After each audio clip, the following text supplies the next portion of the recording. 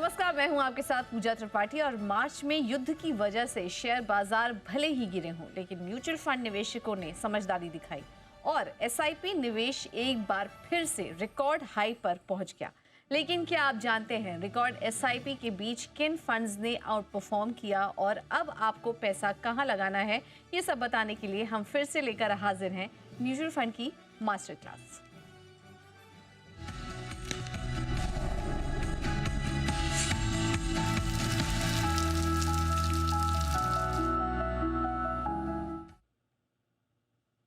और mutual fund से जुड़े सभी जरूरी सवालों के जवाब देने के लिए मेरे साथ हैं जी बिजनेस के managing editor Anil Singhvi. Anil sir, thank you so much इस खास पेशकश में हमेशा की तरह हमारे साथ जुड़ने के लिए और दर्शकों की मदद भी करने के लिए। तो शुरुआत सबसे पहले सवाल से करेंगे कि इस बार जो मार्च के आंकड़े आए हैं वो कैसे रहे? देखिए, मार्च महीने के आंकड़े अच्छे हैं। सबसे पहले तो ये कि म्यूचुअल फंड्स में इक्विटी का जो निवेश है वो रिकॉर्ड हाई पर है। इक्विटी फंड में जो पैसा बढ़कर आया है वो इस महीने आया है 40,450 करोड़ रुपए, जो पिछले महीने लगभग 26,000 करोड़ के आसपास था। तो आप ये देखिए, करीबन 15,000 करोड़ रुपए ज़्यादा आए हैं इक्विटी फंड में, नंबर 1। लेकिन उसके बावजूद थोड़ा सा एवं ओवरऑल इंडस्ट्री का घटा है। उसकी वजह क्या है? उसकी वजह है मार्च के महीने में डेट फंड में से लिखने करीबन 3 लाख करोड़ रुपए, 2,95,000 करोड़। आप सो हे भगवान, इतना! लेकिन मार्च के महीने में ट्रेंड ही है, आमतौर पर मार्च के महीने में डेट में से पैसा निकलता ही है। फरवरी में जरूर 42,000 करोड़ आया था। हाइब्रिड फंड एक और इंटरेस्टिंग स्पेस है जहाँ से मार्च के महीने में पैसा निकला है 16,500 करोड़ का। तो दो जगह से पैसा निकला है। एक तो निकला है 2,95,000 करोड़ आपका डेट फंड से, 16,500 करोड़ आपका हाइब्रिड फंड से।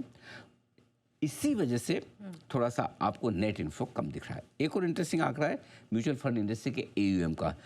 पिछले महीने रिकॉर्ड हाई पर पहुंचा था एयूएम 82 लाख करोड़, ये घटकर थोड़ा रह गया 73 लाख करोड़। आप पूछिए क्यों?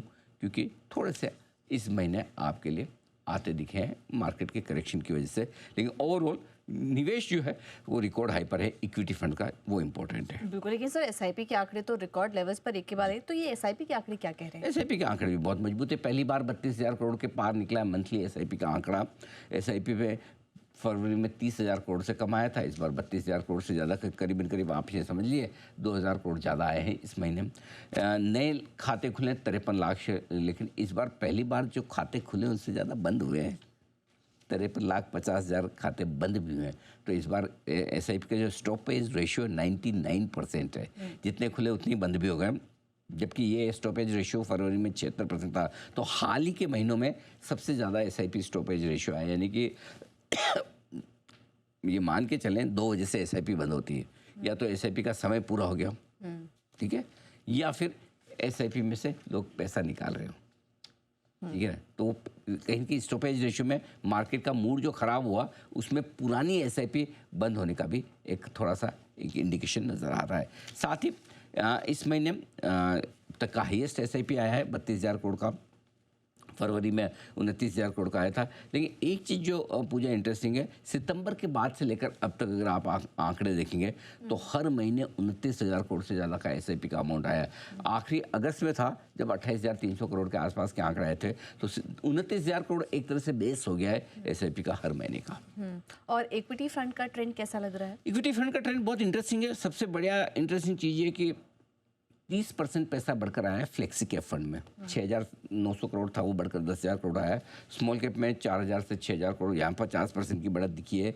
मिड कैप में भी 50,000 करोड़ की बढ़त दिखी, करीबन 4,000 से 6,000 करोड़ का आया है। तो इक्विटी फंड का जो ट्रेंड है वो काफ़ी इंटरेस्टिंग है, काफ़ी इंपॉर्टेंट है। लार्ज और मिड कैप फंड में भी अच्छा पैसा आया, 2,000 करोड़ यहाँ बढ़ा है। सो अक्रॉस बोर्ड एक भी कैटेगरी ऐसी नहीं है फ्लेक्सी से लेकर मल्टी कैप तक जिसमें पैसा कम हो। इक्विटी फंड्स में अक्रॉस बोर्ड सब जगह ज़्यादा पैसा आता दिखा है। लेकिन पैसा जहाँ से कम हुआ है वो जानना भी जरूरी है। हाइब्रिड फंड्स, सबसे पहले आर्बिट्राज फंड में से पैसा जो 600 करोड़ आया था फरवरी में, मार्च में 21,000 करोड़ निकल गया। अब इंटरेस्टिंग चीज़ क्या है, देखिए मैं आपको बता रहा था कि डेट में से हमेशा मार्च में से पैसा लगता है, और आर्बिट्राज फंड नाम के इक्विटी फंड है, काम तो डेट फंड वाला ही है। राइट। इसलिए डेट फंड होने के नाते इसमें से भी पैसा आपका निकल गया, ठीक है। बाकी मल्टी एसेट एलोकेशन फंड में थोड़ा कम हुआ क्योंकि वो सोना चांदी की तेजी को लेके जो एकदम लोगों का बड़ा उत्साह था ना, वो पैसा ज़्यादा मल्टी एसेट में जा रहा था, वो अब कम हो गया।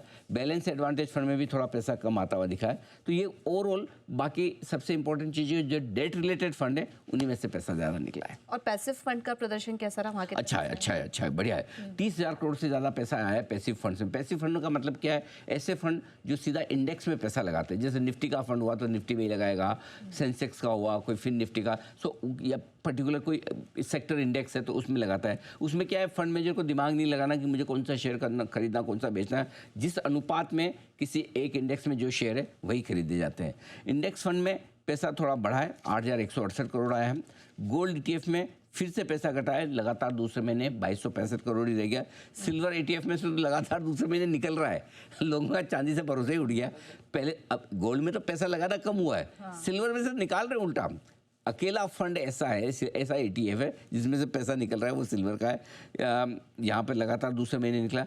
एक इंटरेस्टिंग चीज़ है पूजा कि दूसरे बहुत सारे ETF है उनमें पैसा बड़ा बढ़ के आया, 19,800 करोड़ का, यानी कि करीबन 14-15 हज़ार करोड़ रुपए दूसरे ETF में। ये दूसरे ETF कौन से है?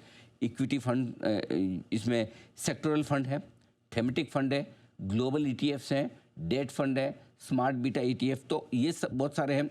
इनमें बड़ा पैसा आया ETF में, और ये पैसा ज़्यादातर आया है EPFO की तरफ से, बैंक्स की तरफ से, PSUs की तरफ से आता हुआ दिखा है। ये क्या करते हैं, ये मार्च के महीने में ज़्यादा बैलेंस होता है ना, उसको इन फंड्स में पैसा लगा देते हैं, क्योंकि इनमें एक तो क्या कॉस्ट कम है और पैसा लगाना आसान भी है। क्योंकि पैसिव फंड्स में क्या होता है, आपको सबसे मिनिमम पैसा लगता है, जो म्यूचुअल फंड की मैनेजमेंट एक्सपेंस रेशियो होता है ना, वो मिनिमम होता है। तो इसलिए ज़्यादातर बड़े इन्वेस्टर्स मार्च के एंड में यहाँ पैसा लगाना पसंद करते हैं। सर, लेकिन ETF में निवेश की बात आप कर रहे थे कुछ आंकड़ों की, वहाँ पे नंबर काफ़ी बड़ा दिख रहा है। हाँ, बात वही ETF वाले में। इंडेक्स फंड में तो ठीक है, 3200 करोड़ से बढ़कर 81 करोड़ हुआ, 8100 करोड़ हुआ है। खाली अन्य ETF जो घटे वही घटे जिसमें 19,800 करोड़ जिसकी हमने बात की है। तो अब इसमें एक चीज़ बता दूँ, ओवरऑल आंकड़ों का मैं आपको समझ दे दूँ। मार्च महीने के जो आंकड़े हैं वो म्यूचुअल फंड के जो आंकड़े वो जोश बढ़ाने वाले, इसमें कोई डाउट नहीं। नंबर 1, 40,450 करोड़ का आंकड़ा निवेश का बहुत बड़ा है, बड़ा नहीं बहुत बड़ा है। म्यूचुअल फंड में लोग जमकर पैसा लगा रहे हैं। स्पेशली इक्विटी फंड का AUM जो है वो 35.5 लाख करोड़ था, वो थोड़ा सा घटकर रह गया 32 लाख करोड़। ऐसे देखा जाए तो 3.5 लाख करोड़ का AUM कम हुआ है। 3.5 लाख करोड़ का AUM कितना हुआ पूजा? 10%, ठीक है।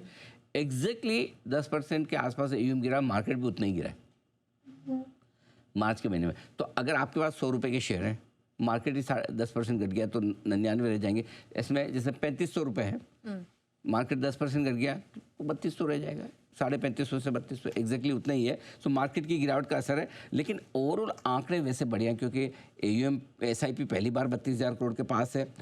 बाजार खराब था और मार्च का महीना जो लिक्विडिटी के लिहाज से हमेशा टाइट रहता है, दोनों होने के बावजूद इतना बड़ा पैसा मार्केट में आया, ये एक अच्छा संकेत है। इसका मतलब क्लियर है, मैच्योर्ड इन्वेस्टर्स हैं हमारे, रिटेल इन्वेस्टर्स देश के, जो बाजार की गिरावट का फ़ायदा उठाकर बाजार में अपना पैसा और निवेश बढ़ा रहे हैं। ये एक अच्छा संकेत है बाजार की सेहत के लिहाज से। चलिए, ये तो था ओवरऑल समअप इन आंकड़ों का। लेकिन अब आते हैं आज के टॉपिक पे, और म्यूचुअल फंड का गिफ्ट कार्ड। सर, इसके बारे में कुछ बताइए और इस पर सेबी का क्या विचार है? बहुत बढ़िया ये, और आज की हमारी जो विशेष थीम है इस महीने की, वो आपके हमारे सबके काम की है।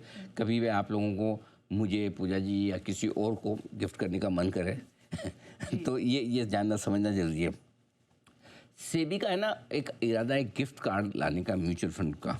और इसमें क्या होता है, जैसे आप गिफ्ट कार्ड होता है, अब सपोज आपके बर्थडे पे किसी को शॉपिंग वाउचर देते हैं, कोई गिफ्ट कार्ड देते हैं कि आपकी जो मर्जी है, आप अपनी पसंद अपना खरीद लो।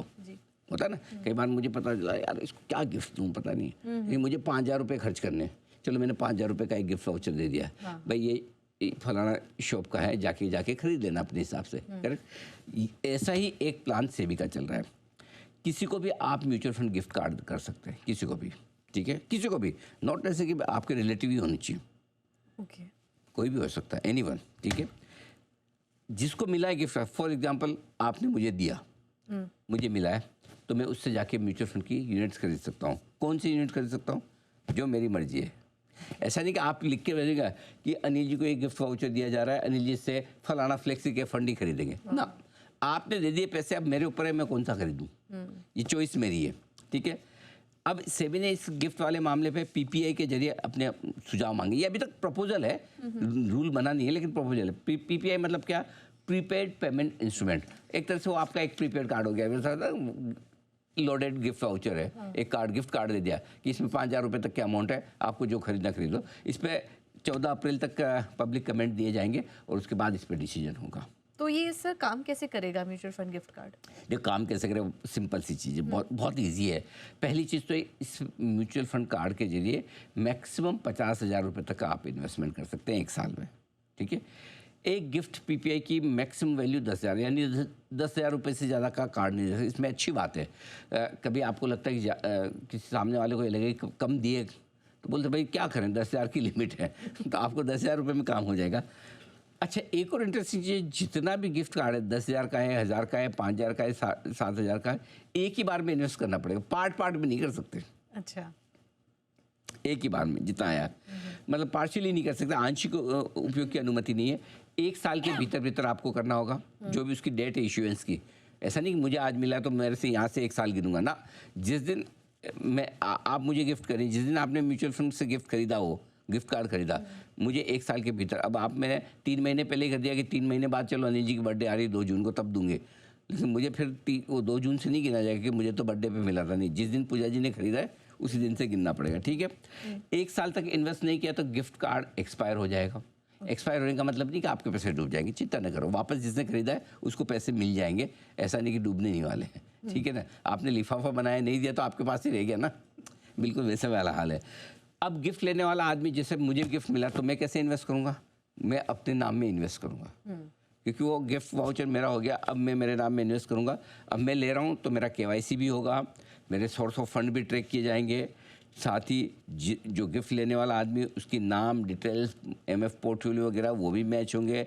जानकारी मैच नहीं हुई तो निवेश नहीं होगा। यानी कि बेसिकली आपके लिए, अगर पहले से आप इन्वेस्ट कर रहे हैं, केवाईसी है तब तो ठीक है, नहीं है तो आपके लिए केवाईसी वगैरह वो सारे जो पेपर डॉक्यूमेंट जो कराने वो करने पड़ेंगे। अब किसी भी वजह से मिसमैच हो गया और इन्वेस्टमेंट नहीं हुआ तो जिसने गिफ्ट कार्ड खरीदा है पैसा उसको चला जाएगा। एक चीज़ और इंटरेस्टिंग है, ये नियम जो बनाए गए कि भाई जिसको मिल रहा है गिफ्ट वो जाके डाल दे, क्या फ़र्क पड़ता है। लेकिन कभी कभी क्या होता है, कई लोग थर्ड पार्टी के थ्रू निवेश कर लेते हैं, तो कभी भी सेबी ये नहीं चाहेगी कि आप थर्ड पार्टी के थ्रू पैसा लगाएं, कि पैसे तो मेरे हैं, किसी और के नाम से गिफ्ट कार्ड करके लगा दिया। इसीलिए लिमिट भी रखी है कि पर कार्ड 10,000 से ज़्यादा नहीं होगा, पर पर्सन 50,000 से ज़्यादा नहीं होगा। भाई गिफ्ट कितना देगा, कोई प्रॉपर्टी थोड़ी कि आपने गिफ्ट कर दी, जाओ लो मेरा फ्लैट, करेक्ट, लिमिट में दो। तो उस हिसाब से ये सारे रेगुलेशन बनाए। और इसको रेगुलेट कैसे किया जाए, कैसे रेगुलेशन होगा? तो देखो, एक चीज ध्यान में रखो, निवेश हमेशा गिफ्ट लेने के नाम पर ही रहेगा, ठीक है। केवाईसी कंप्लायंस होगा कंप्लीट, मॉनिटरिंग सिस्टम प्रॉपर बनाया जाएगा, और जो पीपीआई पर आरबीआई के नियम लागू होते हैं, प्रीपेड पेमेंट इंस्ट्रूमेंट पे जो आरबीआई के नियम यहाँ भी लागू होंगे। गिफ्ट कार्ड के जारी करने और इस्तेमाल करने के जो तरीके हैं वो आरबीआई के नियमों के मुताबिक होंगे। इस गिफ्ट कार्ड के पैसे से आप म्यूचुअल फंड के निवेश नियम जो सेबी के तहत आते हैं, सेबी के जो रूल्स है वो अप्लाई होंगे। खास तौर से इसमें है कि मनी लॉन्ड्रिंग, गलत इस्तेमाल करने जैसी चीज़ों पर सख्ती से मॉनिटरिंग होगी। सेबी ने अपना रेगुलेटरी फ्रेमवर्क स्ट्रिक्ट रखा है, और इसीलिए गिफ्ट कार्ड वाले मॉडल में ट्रांसपेरेंसी और सिक्योरिटी दोनों सुनिश्चित की गई है। तो इसमें कोई डर नहीं, जो सही तरीके से ले रहे दे रहे हैं उन्हें कोई चिंता करने की जरूरत तो इंस्ट्रूमेंट तो काफ़ी अच्छा है सर, लेकिन इसके फ़ायदे भी बताइए। बिल्कुल बिल्कुल, देखिए फ़ायदे बहुत हैं। नंबर 1 फ़ायदा तो ये है, आपको अगर इन्वेस्ट करना है, मुझे अगर गिफ्ट कार्ड मिला है और मैं जिस तरह से अपने गोल के लिए इन्वेस्ट करना चाहता हूँ मैं कर सकता हूँ। नंबर 1, मुझे अगर बच्चों की पढ़ाई के लिए, रिटायरमेंट के लिए, बच्चों की शादी के लिए, फ्यूचर के लिए कोई सेविंग करनी, फॉर एग्जांपल मुझे लगता है मेरे बच्चों की पढ़ाई के लिए करना है। अब बर्थडे पे आप बच्चे को हमेशा कुछ ना कुछ तो गिफ्ट दोगे, ठीक है। अब आपको पता है इसी को पैसे ये मांगेगा बाद में कॉलेज जाने के वक्त, या फॉरेन में पढ़ने जाना है, या इसकी शादी करनी है, घर खरीदना है, तो उसी के नाम से उसको दे दूँ ताकि अपने आप उसकी इन्वेस्टमेंट हो जाए, ठीक है ना। कंट्रोल इन्वेस्टमेंट होगा, यानी कि पूरा का पूरा पैसा लगेगा, ऐसा नहीं कि थोड़ा लगाया थोड़ा उड़ा दिया। नहीं तो 10,000 रुपये का गिफ्ट कार्ड दिया है, बोले ठीक है पूजा जी ने दिया है, चलो 5,000 तो लगा देते, 5,000 की पार्टी कर लेते। वैसा नहीं, वैसा नहीं, पूरा पैसा जाएगा आपका, यानी पैसे का गलत इस्तेमाल भी नहीं हो सकता और फालतू खर्च भी नहीं हो सकता, है ना, ये बड़ी चीज़ है। अच्छा, इन्वेस्टमेंट की पूरी फ्लेक्सिबिलिटी कैसे, आपने मुझे गिफ्ट दे दिया, अब मेरी मर्जी पे है मैं उसको किस पे लगाऊं, फ्लेक्सी कैप में लगाऊं, लार्ज कैप में लगाऊं, स्मॉल कैप में लगाऊं, ETF में लगाऊं, जिसमें मेरी मर्जी है, सोने चांदी वाली स्कीम में लगाऊं, इक्विटी में लगाऊं, जिसमें लगाना चाहे लगा सकते हैं। एक और इंटरेस्टिंग चीज़ ये है कि इसमें सेबी का जो कंप्लायंस फ्रेमवर्क है वो एकदम से सेफ, सिक्योर्ड और रेगुलेटेड है, तो चिंता की भी बात नहीं। अच्छा, मज़े की बात एक और ये है कि भाई अब जैसे कई बार होता है कि दिवाली के वक्त सारी कंपनियां होती है ना, अपने एम्प्लॉय को कोई वो टिफ़िन दे रही है, कोई वाटर बोतल दे रही है, कोई ड्राई फ्रूट्स दे रही है, कोई मिठाई का डब्बा दे रही है। आज के ज़माने में कोई खाता तो है नहीं मिठाई, ठीक है। अब वो ड्राई फ्रूट इतने पुराने तो कई बार क्वालिटी के ख़राब निकल जाते हैं। सबसे बढ़िया बेस्ट क्या है, ये लो जी, म्यूचुअल फंड कार्ड, ये गिफ्ट कार्ड पकड़ो, बढ़िया है। कंपनी को तो इतना खर्चा करना है, दे दिया, अपने आप एम्प्लॉय इन्वेस्ट कर देंगे। सो ये सारी चीज़ें हैं और इसके बड़े फ़ायदे हैं। हो सकता है ये अगर लोगों को समझ में आ जाए, पसंद आए, तो ये गेम चेंजर भी साबित हो सकता है। कैसे? सबसे इम्पोर्टेंट चीज़ तो है कि जो फर्स्ट टाइम इन्वेस्टमेंट कर रहा है उसके लिए बहुत इंपॉर्टेंट है, क्योंकि जो पहली से ऐसा होता है ना कि अपने भी पहली सेविंग हमने कहाँ से ली, किसी ने हमें दी गई, पेरेंट्स ने या कोई रिलेटिव ने, बड़े लोगों ने किसी स्पेशल ओकेजन पे दी होगी, उसको आपने गुल्लक में डाल दी या उसको आपने बैंक में जाके जमा करा दिया, करेक्ट। सो फर्स्ट टाइमर्स के लिए ये बहुत बढ़िया है। नंबर 1, सीधा पैसा आपका म्यूचुअल फंड में जाता है, इधर उधर कहीं नहीं जाता। तीसरा, छोटे छोटे शेयरों में और नए इन्वेस्टर्स तक पहुंच बनेगी, जो पुराने हो तो ठीक है, नए इन्वेस्टर्स में भी पहुंच बनेगी।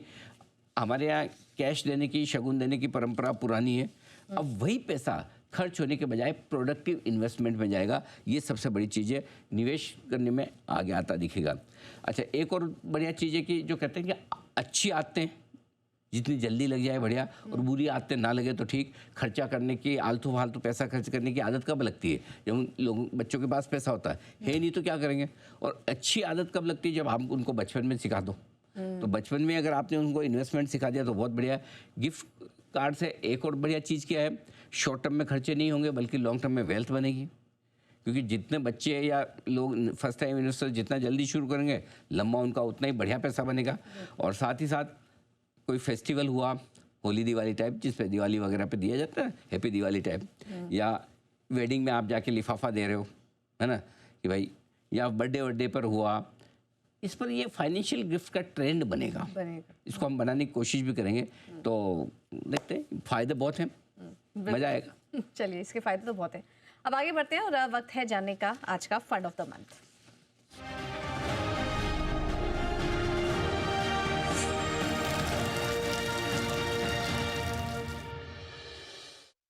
बताइए सर, आज का फंड ऑफ द मंथ। पूजा, पिछले महीने हमने फंड ऑफ द मंथ में स्मॉल कैप फंड दिया था, और स्मॉल कैप फंड वहाँ से 10% से ज़्यादा का रिटर्न दे चुके हैं एक महीने के अंदर। गजब का एक्शन आता हुआ दिखा है। इस बार हम फ्लेक्सी कैप फंड दे रहे हैं, क्योंकि स्मॉल कैप फंड 10% चढ़ चुके हैं, मिड कैप फंड अपने लाइफ हाई से 6% ही नीचे बचे। तो अब ऐसे में फ्लेक्सी कैप फंड ज़्यादा इंपॉर्टेंट है 2 वजह से। मार्च में वैसे 10,000 करोड़ का निवेश आया भी है। इसमें क्या लार्ज कैप भी है, मिड कैप भी है, स्मॉल कैप भी है, तीनों आपके पास है। इक्विटी में कम से कम 65% पैसा लग जाता है। तीनों कैटेगरी का डाइवर्सिफिकेशन का फ़ायदा मिलता है। और जो आखिरी चीज़ है, जो सबसे इंपॉर्टेंट है, कि फंड मैनेजर की टाइमिंग और काबिलियत, ये इंपॉर्टेंट है। तो अब क्या हो गया, अब है ना, अगर 30% नीचे, 28% नीचे आपका स्मॉल कैप इंडेक्स है तो नो ब्रेनर है, लगा लो, ठीक है। लेकिन अब जब तीनों इंडेक्स नीचे से ऊपर आ गए, तो अब फंड मैनेजर की टाइमिंग बहुत इंपॉर्टेंट हो जाती है कि कब आपको लार्ज कैप में रहना है, कब मिड कैप में रहना है, कब स्मॉल कैप में रहना है। इसलिए अब बदले हुए माहौल में नीचे से रिकवरी, ये अगर नीचे का लेवल होता वापस से, जैसा पिछले महीने का माहौल था मार्च का, तो मैं पक्का कहता था कि स्मॉल कैप ज़्यादा बेहतर है, पैसा ज़्यादा बनेगा, और बना भी। अब यहाँ पर आपको ज़्यादा स्मॉल कैप में 3 फंड हमने चुने, Parag Parikh flexi cap, HDFC flexi cap और कोटक फ्लेक्सी कैप। तीनों अच्छे हैं, तीनों में से जो आपको पसंद लगा सकते हैं। बाकी फंड ऑफ द मंथ के तौर पर हमने इसलिए HDFC फ्लेक्सी कैप फंड को चुना है। तो अगर आप फ्लेक्सी कैप फंड में पैसा लगाना चाहते हैं तो HDFC का आपके सबसे बेहतरीन रहेगा। ठीक है, आगे बढ़ते हैं और अब बारी है NFO कॉर्नर की।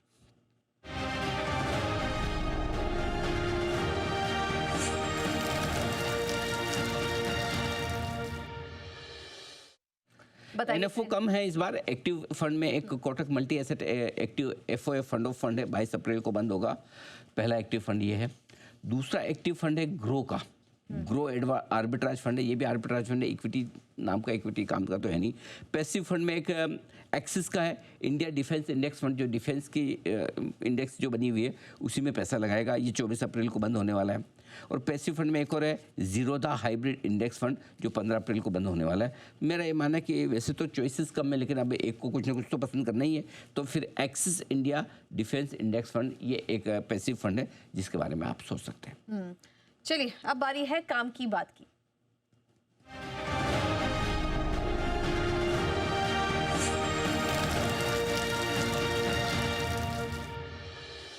इस बाजार में कैसे करें निवेश? बहुत सिंपल है। देखिए, बाजार में निवेश करने के लिए आमतौर पर आप क्या चाहते हैं कि भाई मेरी एकदम टाइमिंग परफेक्ट हो, बॉटम में पैसा लग जाए, और खासतौर से इस तरह के मार्केट में जब युद्ध का माहौल हो। लेकिन बॉटम का अनुमान लगाना मुश्किल काम है, इम्पॉसिबल तो नहीं, मुश्किल जरूर है। जब भी बाजार में बॉटम बनता है, रिकवरी बड़ी तेज आती है। ऐसे में रिकवरी आने से पहले या रिकवरी आने के बाद पैसे लगाने के आपके पास दो तरीके हैं। एक तो ये कि युद्ध खत्म होने का और बॉटम बनने का इंतजार करें। जिस दिन लगे युद्ध खत्म हो गया, जिस दिन लगे बॉटम बन गया, फिर पैसा लगाएं तो आप सेफ रहेंगे। फॉर एग्जांपल 22,200 के आसपास युद्ध खत्म होने का संकेत आए, बातचीत का संकेत आए, बॉटम बन जाए, फिर आप पैसा लगाएं, लेकिन तब तक 23,000 साढ़े 23,000 हो जाता है, लेकिन सेफ्टी रहती है। दूसरा तरीका ये है कि आप शॉर्ट ब्लास्ट SIP करें, गिरते हुए बाजार में टुकड़ों टुकड़ों में निवेश करें। ठीक है, या तो समय के हिसाब से पैसा लगा लें या आप लेवल के हिसाब से लगा लें, तो उसको हम शॉर्ट ब्लास्ट SIP करते हैं। वो ज़्यादा तरीका सही है इन्वेस्टर्स के लिए, जो हमें समझ में आता है। ये दो तरीके हैं आपके लिए जिस तरीके से आप पैसा लगा सकते हैं। अब इसमें मैं आपको समझा दूं कि समय के हिसाब से कैसे पैसा लगा। आप ये सोचिए कि युद्ध कितना समय चलेगा, ना आपको पता है ना मुझे पता है, ठीक है, लेकिन हम ये अंदाज लगा सकते हैं कि आमतौर पर लंबा कितना ही चले, लेकिन एक समय के बाद बाजार का रिएक्शन उस पर ख़त्म हो जाता है। ठीक है, तो आप ये माने कि अगर युद्ध लंबा चलना भी है, हम ये माने 6 हफ्तों में बाजार उस पर रिएक्शन देना खत्म कर देगा, या ज़्यादा है तो 6 महीनों पर। तो आपको दो तरीके से शॉर्ट ब्लास्ट SIP करनी समय के हिसाब से। एग्रेसिव इन्वेस्टर्स हैं, यार मैं तो लगाना ही, मेरे को तो इसका फ़ायदा उठाना है, 6 महीने बाद पता नहीं भाव क्या रहेंगे, तो मैं 6 हफ्तों में 6 टुकड़ों में पैसा लगा दूंगा जितने भी मेरे पास में। और अगर मैं धीमे धीमे लगाना चाहता हूँ, थोड़ा कम एग्रेसिव हूँ, तो 6 महीनों में लगाऊंगा, हर महीने थोड़ा थोड़ा। इसको कहते हैं शॉर्ट ब्लास्ट SIP। 6 हफ्तों की या 6 महीनों की कर लीजिए। अब आइए लेवल के हिसाब से। लेवल में अब आपको पता नहीं, निफ्टी 22,000 पे रुकेगा, 23,000, 18,000, 20,000 भी हो सकता है। तो अगर आप एग्रेसिव इन्वेस्टर्स हैं तो सिर्फ सिंपल सी चीज़ें, हर 500 पॉइंट की फॉल पे आप निवेश कर लीजिए, 6 या 8 इंस्टॉलमेंट में डाल दीजिए। मैं 24 पे भी डालूंगा, 23.5 पे भी डालूंगा, 22 पे भी डालूंगा, 22.5 पे भी डालूंगा। जिससे आप डिसाइड कर लिए 4 या 6 या 8 लेवल आप गिन लीजिए। दूसरा तरीका क्या है, जो रिस्क कम लेने वाले हैं, अरे पता नहीं, मैं तो पता चला 24,000 से शुरू किया, 22,000 पे खत्म हो गया, तो निफ्टी 18,000 हो गया, वो भी हो सकता है। तो ऐसे में कम रिस्क लेने की इच्छा है तो 1000 पॉइंट के फॉल पर डालिए। देखिए, ये रिस्क कितनी है इंडिविजुअली आपको देखनी पड़ेगी, और बिल्कुल रिस्क नहीं लेनी है। ना मुझे चाहिए नहीं, पैसा कम बने चलेगा, मुझे लाइफ में नीचे नहीं देखना, नीचे मेरा ब्लड प्रेशर बढ़ जाता है, मेरा बार बार फिर मन करता है गलती तो नहीं कर दी, तो फिर आप युद्ध खत्म होने के बाद डालिए, कौन मना करता है। तब आपके पैसे तो कम मिलेंगे, क्योंकि इन्वेस्टमेंट आपका ऊपर के लेवल पे होगा, कमाई कम होगी, लेकिन रिस्क नहीं। देखिए, ये तो मार्केट में गेम पूरा रिस्क और रिवॉर्ड का है। गिरते बाजार में, कमज़ोर बाजार, देखिए जब बॉटम तभी बनेगा जब सबसे ज़्यादा ख़राब खबरें हो, टॉप तभी बनता है जब सबसे अच्छी खबरें हो। कभी भी अच्छी खबरों पर बॉटम नहीं बना और ख़राब खबरों पर टॉप नहीं बना। तो इसलिए आपको तरीका है शॉर्ट ब्लास्ट SIP का अपनाना है। किस तरह से करना है, टाइम के हिसाब से, लेवल के हिसाब से, शॉर्ट टाइम में, लॉन्ग टाइम में, छोटे छोटे लेवल पे या बड़े बड़े लेवल पे, ये आप डिसाइड कर लीजिए। मैंने आपको एग्रेसिव और कम रिस्क वाले दोनों तरह के इन्वेस्टर्स के लिए मैंने आपकी स्ट्रेटेजी रख दी है। बिल्कुल, चलिए इसी नोट के साथ इस मास्टर क्लास में आज इतना ही। हमने मार्च के आंकड़ों का पूरा एनालिसिस आपके सामने रखा और उम्मीद करते हैं ये पेशकश आपको पसंद आई होगी। हमें दीजिए इजाज़त, नमस्कार।